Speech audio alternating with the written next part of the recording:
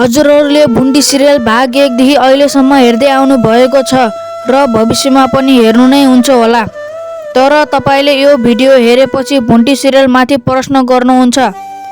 किन प्रश्न गर्नुहुन्छ? आजको यस भिडियोलाई अन्तिमसम्म हेरेपछि थाहा हुन्छ। आजको यस भिडियो मार्फत म तपाईहरूको प्यारो भुन्टी सिरियलको पर्दाफास गर्नेवाला छु। आउनुहोस् भिडियोलाई सुरु गरौँ। के हजुरहरूलाई थाहा छ भुन्टीको दाइ टोकले होइन? भुन्टीको आफ्नै दाइ भनेको यो हो। तपाईले फोटो मार्फत देख्न सक्नुहुन्छ। टोकले भनेको भुन्टीले काठमाडौँमा दुःख पाउँदा सहयोग गर्ने व्यक्ति मात्र हुन्।